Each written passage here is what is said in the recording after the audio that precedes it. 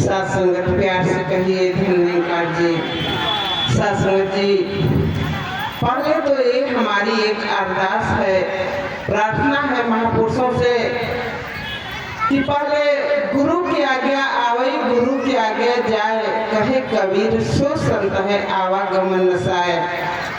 तो यहाँ ये मनोरंजन और गाने बजाने का साधन नहीं है, क्योंकि गाना में भी जो एक एक शब्द छिपा हुआ है वो हमारे जीवन को निखार देता है। इसलिए हम गाना में भी आनंद ज्ञान से लें। आओ साथ संगत कहते हैं हम ज्ञान की तरफ चलें कि जो हमें सतगुरु के चरणों में ज्ञान मिला है।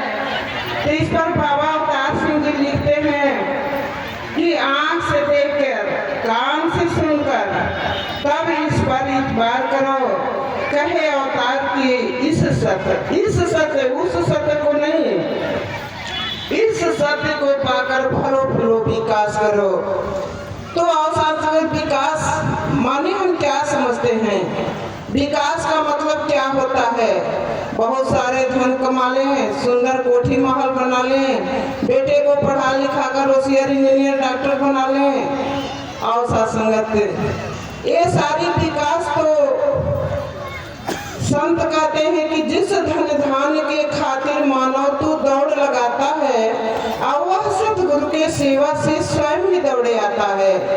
तो ये विकास तो हमारी ऑटोमेटिक होती ही रहेगी, लेकिन हमें फलना फूलना विकास करना है इस ज्ञान के तरफ। क्योंकि इस ज्ञान को जब हम आँख से देखते हैं, कान से सुनते हैं, इसमें हमेशा जब हम इनका एहसास करते हैं, चाहे घर में हो बाहर हो, हर पल सोते जागते उठते बैठते, तो जब हम इनका मंथन करते हैं, इनका एहसास करते हैं और कितना हम इनके सतगुरु के सच्चाई को आवाज को जन जन तक फैलाने का कोशिश करते हैं।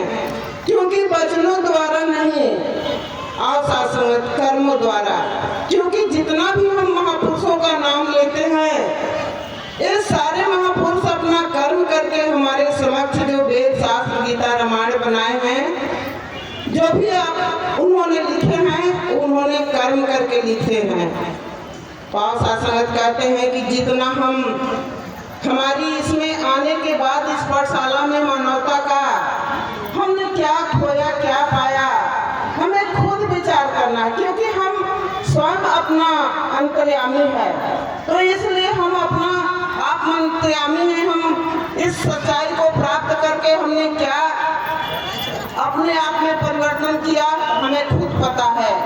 तो आओ दाता की कृपा से दासी आपकी मर्यादा में रहकर अधिक समय नहीं लेते हुए इतना रिक्वेस्ट करेगी, प्रार्थना करेगी कि हमारे सारे भाई बहन जितने भी गुरु के चरणों से जुटे हैं, हम हर बंधनों से उठकर इस सच्चाई से जुड़कर और इन पर विश्वास करें। क्योंकि हम विश्वास के तो देखते हैं कि द्रौपदी का जिस समय चीर हरण हो रहा था, द्रौपदी सारे अपने 5 पति, सारे गुरुकुल, सभी बड़े छोटे को उनका अहंकार था कि मैं 5 पतियों का पत्नी हूँ, हमारा कभी चीर हरण नहीं होगा।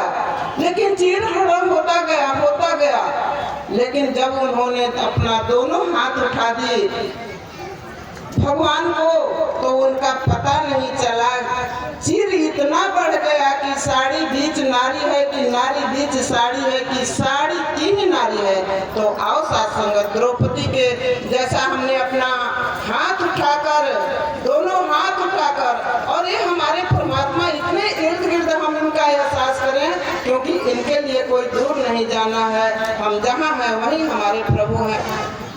तो इस प्रभु को हम उस प्रभु को नहीं, इस प्रभु का हमेशा एहसास करके हम एक एक पल जिंदगी जिए और जीने का